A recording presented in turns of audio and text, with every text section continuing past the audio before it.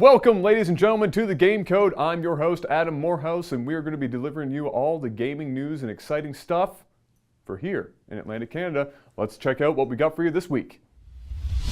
Believe it or not, there's a university class where you play video games and blog about them.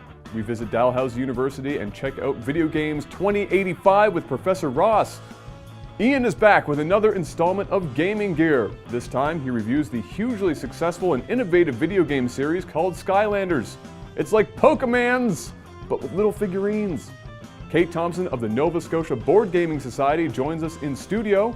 We chat about board games and the growth of the genre here in Atlantic Canada. A university credit for playing games like Portal and Mass Effect? Sound too good to be true? Of course not! It's the year 2014! Let's take a look.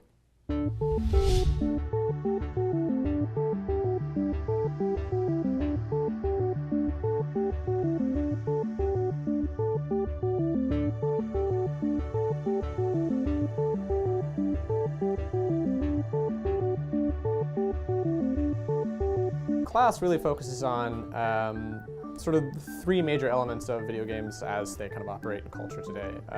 Narrative, simulation, and gameplay, and how these three things kind of interact.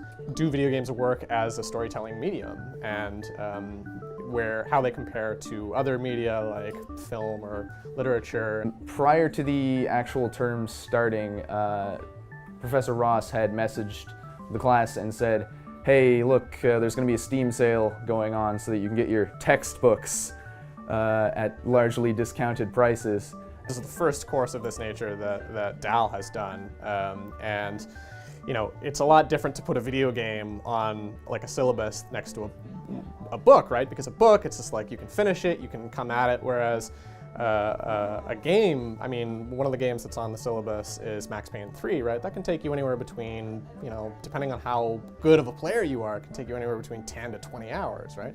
It's expected that you play or at least watch pretty much the entire storyline. Not all players are expected to be able to complete the entire game because obviously there's going to be varying degrees of skill level.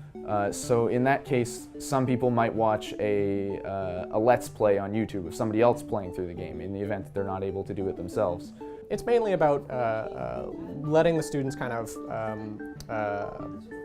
interact with these games as much as they're able to, and think about them critically rather than just experiencing them and kind of reviewing it, right? Because that's what we don't want to do in this course. We don't want people to just talk about whether they liked it or not, right? We want them to think critically about it and how it actually operates and interpret these games as cultural artifacts. One of the examples that we started the term with was Portal 2, which was used largely to talk about agency as one of the major things, because Chell does not really have much choice on what she gets to do in the story. Well, I mean, at the end of the day, video games, it's an enormous industry, right? I mean, it's one of the biggest in the world. It's outpacing film in a lot of places, and this is where most people encounter stories, right? Narrative. And for us to not critically analyze that in the same way that we're more used to doing with film and literature is a gap, I think. I think we need to be critical viewers and players at the same time. I hope there's a lot more video game courses like this in the future. This is the first time, as I said, that Dal has ever done this kind of course, and I know Dr. Ross is very passionate about the subject, and so am I. Professor Ross is a relatively dynamic professor. In terms of what he's actually talking about, he frequently uses pictures and videos, and sometimes he actually plays the games themselves, in the case of a couple of the PC ones, just to illustrate certain concepts.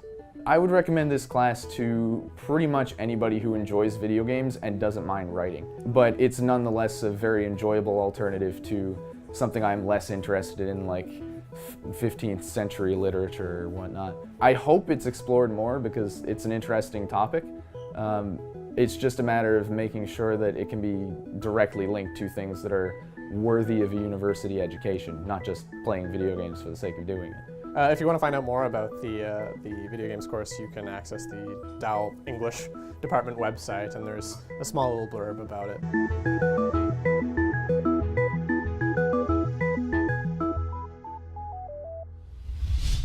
Don't go anywhere. Coming up after the break, we've got more gaming gear with Ian.